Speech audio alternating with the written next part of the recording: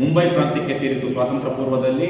ಆವತ್ತಿನ ಸ್ವಾತಂತ್ರ್ಯ ಪೂರ್ವದಲ್ಲಿ ಮೈಸೂರು ಸಂಸ್ಥಾನದಲ್ಲಿ ಸ್ವಾತಂತ್ರ್ಯ ಹೋರಾಟದ ತೀವ್ರತೆ ಕಡಿಮೆ ಇತ್ತು. ಯಾಕೆಂದರೆ ಅಲ್ಲೊಬ್ಬರು ರಾಜರು ಆಳ್ತಾ ಇದ್ರು, ರಾಜರು ಬ್ರಿಟಿಷರ ಅಡಿಯಾಳುಗಳಾಗಿದ್ದರು. ಆದರೆ ನೇರವಾಗಿ ಬ್ರಿಟಿಷರ ಆಡಳಿತ ಇಲ್ಲದ ಕಾರಣಕ್ಕಾಗಿ ಆ ಭಾಗದಲ್ಲಿ ಸ್ವಾತಂತ್ರ್ಯ ಹೋರಾಟದ ಕಿಚ್ಚು ಕಡಿಮೆ ಇತ್ತು. ಆದರೆ 1942ರ ಇದೇ ಚಲೇಜಾವ್ ಚಳವಳಿಗೆ ಹೋಗ್ಬಿಟ್ಟು ಇಲ್ಲೇ ಪಕ್ಕದ ಹಾವೇರಿ ಜಿಲ್ಲೆಯ ಪಕ್ಕದ ಶಿವಮೊಗ್ಗ ಜಿಲ್ಲೆಯಲ್ಲಿ ಶಿಕಾರಿಪುರ ತಾಲೂಕಿನ ಈಸೂರಿನಲ್ಲಿ ಇಡೀ ಗ್ರಾಮದ ಜನ ನಮ್ಮದು ಸ್ವತಂತ್ರ ಗ್ರಾಮ, ನಾವು ಬ್ರಿಟಿಷರ ಅಥವಾ ಮೈಸೂರು ಮಹಾರಾಜನ ಅಡಿಯಾಳಾಗಿರೋದಿಲ್ಲ, ನಮ್ಮದು ಸ್ವತಂತ್ರ ಗ್ರಾಮ ಅಂತ ಘೋಷಣೆ ಮಾಡ್ಕೊಳ್ತಾರೆ. ಆಗ ಮೈಸೂರು ರಾಜನ ಏನು ಅಧಿಕಾರಿಗಳು, ತಹಸೀಲ್ದಾರು, ಸಬ್ ಇನ್ಸ್ಪೆಕ್ಟರ್ ಎಲ್ಲ ಬಂದಾಗ ಅಲ್ಲಿ ದೊಡ್ಡ ಮಟ್ಟದ ಘರ್ಷಣೆ ಆಗುತ್ತೆ, ಅಲ್ಲಿ ಒಂದಷ್ಟು ಕೊಲೆಗಳು ಆಗುತ್ತೆ. ಆ ಕಾರಣಕ್ಕಾಗಿ ಸುಮಾರು 11 ಜನರನ್ನು ಬಂಧಿಸಿ 100 ಜನರನ್ನ ಬಂಧಿಸಿದ್ವಿ. ಇಡೀ ಹಳ್ಳಿಯವರನ್ನ 11 ಜನರಿಗೆ ಗಲ್ಲು ಶಿಕ್ಷೆ ಮಾಡಲಾಗುತ್ತೆ.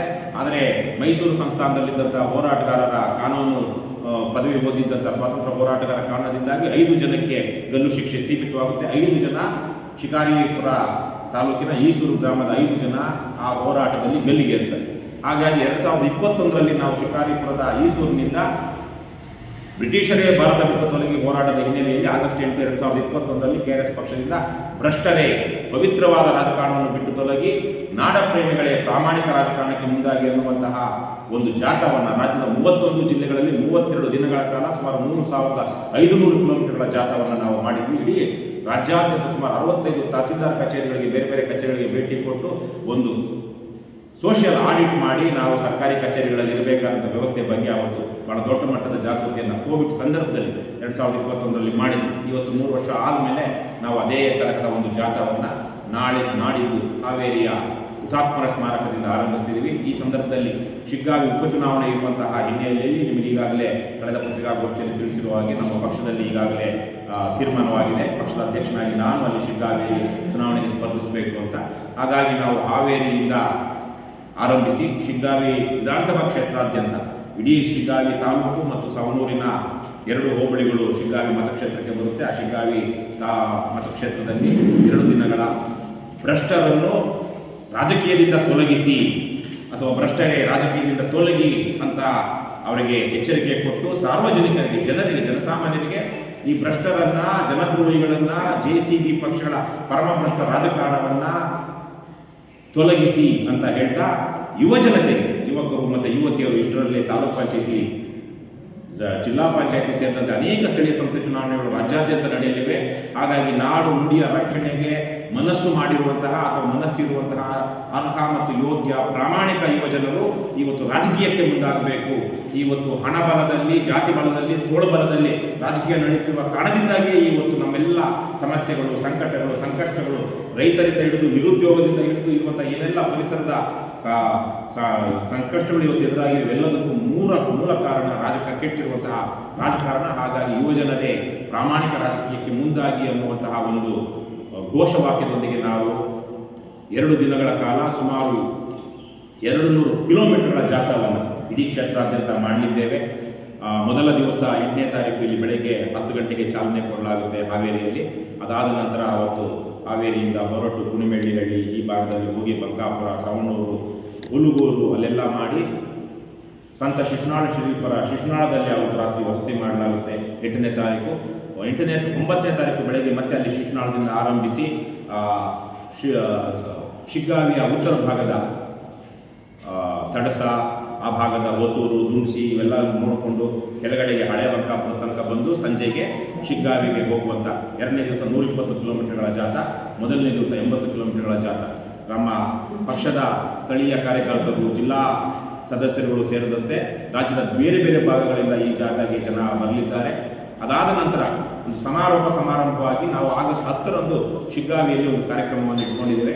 2019ರ ಆಗಸ್ಟ್ 10ರಂದು ನಮ್ಮ ಪಕ್ಷ ಅಧಿಕೃತವಾಗಿ ಸ್ಥಾಪನೆಯಾಗಿದ್ದು, ಆ ಹಿನ್ನೆಲೆಯಲ್ಲಿ ಪಕ್ಷದ 5ನೇ ಸಂಸ್ಥಾಪನಾ ದಿನಾಚರಣೆಯ ಅಂಗವಾಗಿ ನಾವು ಪ್ರತಿ ವರ್ಷವೂ ಅಧಿವೇಶನವನ್ನು ಮಾಡ್ಕೊಂಡು ಬರ್ತಿದ್ದೇವೆ. ಈ ವರ್ಷ ಒಂದು ಜನಸಮಾವೇಶವನ್ನು ಶಿಗ್ಗಾವಿಯಲ್ಲಿ ಮಾಡ್ತಿದ್ದೇವೆ. ಈ ಮೂಲಕ ಇವತ್ತು ಕೆಟ್ಟಿರುವಂತಹ ರಾಜಕಾರಣ ನಿಮಗೆ ಗೊತ್ತಿದೆ. JCB ಅನ್ನುವಂಥ ಪರಮಭ್ರಷ್ಟ ಪಕ್ಷಗಳು, ಆ ಪಕ್ಷಗಳ ರಾಜಕಾರಣಗಳು JDS, ಕಾಂಗ್ರೆಸ್, BJP ಅವ್ರಿಗೂ ಇವ್ರಿಗೂ ಯಾವುದೇ ವ್ಯತ್ಯಾಸಗಳಿಲ್ಲ. ಇವತ್ತು ಡಿ ಕೆ ಶಿವಕುಮಾರ್ ಏಕವಚನದಲ್ಲಿ ಕುಮಾರಸ್ವಾಮಿ ಎಲ್ಲೋ ನಿನ್ನ ದುಡ್ಡು ತೋರಿಸು ಮೊದಲು ಅಂತ ಕುಮಾರಸ್ವಾಮಿ ಕೇಳೋದು. ಕುಮಾರಸ್ವಾಮಿ ಅವನು ಗೊತ್ತಿಲ್ವಾ ಡಿ ಕೆ ಶಿವಕುಮಾರ್ ಅದ್ಯಾವುದೋ ಬ್ಲಾಕ್ ಅಂಡ್ ವೈಟ್ ಟಿವಿ ಇಟ್ಟುಕೊಂಡು ಸಿನಿಮಾ ತೋರಿಸ್ತಿದ್ದ, ಅನ್ಯಾವುದೋ ಕನಕಪುರದ ಟೆಂಟಲ್ಲಿ ಇನ್ನೇನೋ ಸಾತ್ಪುರ ಟೆಂಟಲ್ಲಿ ಇನ್ನೇನೋ ತೋರಿಸ್ತಾ ಇದ್ದ, ಅವನು ನನಗೆ ಹೇಳೋದ ಅಂತ ಅವರು. ಇನ್ನು ವಿಜಯೇಂದ್ರ ಬಗ್ಗೆ ಅಂತಲೂ ಮೂರು ಪಕ್ಷಗಳಲ್ಲಿ ವಿಜಯೇಂದ್ರ ಬಗ್ಗೆ ಸ್ವತಃ ಬಿಜೆಪಿಯಲ್ಲಿರೋರೇ ಹೇಳ್ತಿದ್ದಾರೆ, ಅಪ್ಪನನ್ನ ಜೈಲು ಕಳಿಸಿದವನು ಅಂತ ಹೇಳಿ.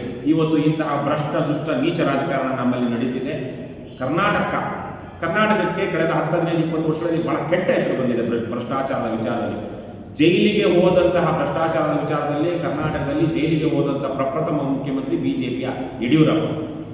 ಬಹುಶಃ 2016-17ರಲ್ಲಿಯೇ ಸಿದ್ದರಾಮಯ್ಯ ಜೈಲಿಗೆ ಹೋಗಬೇಕಾಗಿತ್ತು. ಆದರೆ ಅದನ್ನು ಮನಗಂಡೇ ಸಿದ್ದರಾಮಯ್ಯ ಸಂಪೂರ್ಣವಾಗಿ ಲೋಕಾಯುಕ್ತವನ್ನು ಸರ್ವನಾಶ ಮಾಡಿ ACBಯನ್ನು ತಂದಿದ್ದು. ಇಲ್ಲಾಂದ್ರೆ ಅವತ್ತು ಈ ಲೋಕಾಯುಕ್ತವನ್ನ ದುರ್ಬಲಗೊಳಿಸುವಂತಹ ಯಾವ ಕಾರಣವೂ ಇರಲಿಲ್ಲ ಸಿದ್ದರಾಮಯ್ಯನವರಿಗೆ. ಹಾಗಾಗಿ ಭ್ರಷ್ಟಾಚಾರದ ವಿರುದ್ಧದ ಹೋರಾಟದಿಂದಾಗಿ ಜನಸಾಮಾನ್ಯರಲ್ಲಿ ಅಭಿಪ್ರಾಯ ರೂಪುಗೊಳ್ತು. 2013ರಲ್ಲಿ ಮೂವರು ಮುಖ್ಯಮಂತ್ರಿಗಳು, ಅದರಲ್ಲೊಂದು ಯಡಿಯೂರಪ್ಪನವರ ಮುಖ್ಯಮಂತ್ರಿಯ ಅವಧಿ ಪರಮ ಭ್ರಷ್ಟಾಚಾರದಿಂದ ಕೂಡಿತ್ತು. ಜನಾರ್ದನ್ ರೆಡ್ಡಿ, ಯಡಿಯೂರಪ್ಪ, ಕೃಷ್ಣಯ್ಯ ಶೆಟ್ಟಿ, ಕಟ್ಟಾ ಸುಬ್ರಹ್ಮಣ್ಯ ನಾಯ್ಡು, ಹಾಲಪ್ಪ, ಈ ಥರ 4-5-6 ಜನ ಜನಪ್ರತಿನಿಧಿಗಳು, MLA MP-ಗಳು, MLC-ಗಳು ಒಂದು ಹಂತದಲ್ಲಿ ಪರಪ್ಪನಗರ ಜೈಲಲ್ಲಿ 5 MLA MLC-ಗಳು ಪರಪ್ಪನಗರ ಅಟ್ ಎ ಟೈಮ್ ಅವರೆಲ್ಲರೂ ಬಿಜೆಪಿಯವರಾಗಿದ್ದರು. ಆ ಥರ ಬಿಜೆಪಿಯ ವಿರುದ್ಧ ದುರಾಡಳಿತದ ಕಾರಣಕ್ಕಾಗಿ SR ಹಿರೇಮಠರಂತ ಅವರ ಹೋರಾಟದ ಕಾರಣಕ್ಕಾಗಿ, ಸಂತೋಷ್ ಹೆಗಡೆ ಅವರ ಲೋಕಾಯುಕ್ತದ ಹೋರಾಟದ ಕಾರಣಕ್ಕಾಗಿ, HS ದೊರೆಸ್ವಾಮಿ ಅವರಂತವರು ಭ್ರಷ್ಟಾಚಾರದ ವಿರುದ್ಧ ಭಾರತ ಹೋರಾಟದಲ್ಲಿ ಪಾಲ್ಗೊಂಡು ಜನ ಅಭಿಪ್ರಾಯ ರೂಪಿಸಿದ ಕಾರಣಕ್ಕಾಗಿ ಸಿದ್ದರಾಮಯ್ಯ 2013ರಲ್ಲಿ ಮುಖ್ಯಮಂತ್ರಿ ಆಗಿದ್ದು. ಅವರು ಇನ್ಯಾವ ಭ್ರಷ್ಟಾಚಾರದ ವಿರುದ್ಧ ಯಾವ ಹೋರಾಟವೂ ಸಿದ್ದರಾಮಯ್ಯನವರಲ್ಲಿಲ್ಲ. ಅದಾದ ನಂತರ 5 ವರ್ಷ ಆಡಳಿತ ಮಾಡಿದ್ರು. ಆಡಳಿತದಲ್ಲಿ ಭ್ರಷ್ಟಾಚಾರವನ್ನು ಸಾಂಸ್ಥೀಕರಣಗೊಳಿಸಿದ್ದು ಸಿದ್ದರಾಮಯ್ಯ. ಯಾಕೆಂದ್ರೆ ಲೋಕಾಯುಕ್ತದ ಭಯ ಇತ್ತು ಅಲ್ಲಿಯ ತನಕ ಅಧಿಕಾರಿಗಳಿಗೆ. ಲೋಕಾಯುಕ್ತದ ಭಯವನ್ನ ತೆಗೆದು ಅಧಿಕಾರಿಗಳು ನೀವೇನಾದ್ರೂ ಮಾಡಿ ಅಂತ ಫ್ರೀ ಹ್ಯಾಂಡ್ ಕೊಟ್ಟಿದ್ದೆ ಅಧಿಕಾರಿಗಳಿಗೆ ಸಿದ್ದರಾಮಯ್ಯ. ಅದಾದ ನಂತರ ಇತ್ತೀಚೆಗೆ ಚೀಮಾರಿ ಹಾಕಿ, ಅದರ ಸಂದರ್ಭದಲ್ಲಿ ನಾನು ಒಂದು ಪಕ್ಷದಲ್ಲಿದ್ದಾಗ 8 ದಿನಗಳ ಕಾಲ ಉಪವಾಸ ಸತ್ಯಾಗ್ರಹ ಮಾಡಿದ್ವಿ. ನಾನು 8 ದಿವಸಗಳ ಕಾಲ ಬೆಂಗಳೂರಿನಲ್ಲಿ ಉಪವಾಸ ಸತ್ಯಾಗ್ರಹ ಮಾಡಿದ್ವಿ. ಆವತ್ತು ಬಿಜೆಪಿಯವರು ಸಣ್ಣ ಪುಟ್ಟದಾಗ ಧರಣಿ ಮಾಡ್ತಿದ್ರು, JDS ಅವರು ಧರಣಿ ಮಾಡಿ, ನಾವು ಧರಣಿ ಕೂತಿದ್ದಂಥ ಉಪವಾಸ ಸತ್ಯಾಗ್ರಹ ಕೂತಿದ್ದ ಜಾಗಕ್ಕೆ ದೇವೇಗೌಡರು, ಕುಮಾರಸ್ವಾಮಿ ಎಲ್ಲ ಬಂದು ನನ್ನ ಫೇಸ್ಬುಕ್ಕಲ್ಲಿ ಫೋಟೋಗಳಿವೆ. ಅವರೆಲ್ಲ ಬಂದು ನಮ್ಮ ಜೊತೆಗೆ ಕೂತು ನಮ್ಮ ಹೋರಾಟಕ್ಕೂ ಬೆಂಬಲ ಕೊಟ್ಟಿದ್ರು. ನಾವು ಅಧಿಕಾರಕ್ಕೆ ಬಂದರೆ ಲೋಕಾಯುಕ್ತವನ್ನ ಸಬಲ ಮಾಡ್ತೀವಿ, ACB ರದ್ದು ಮಾಡ್ತೀವಿ ಅಂತ.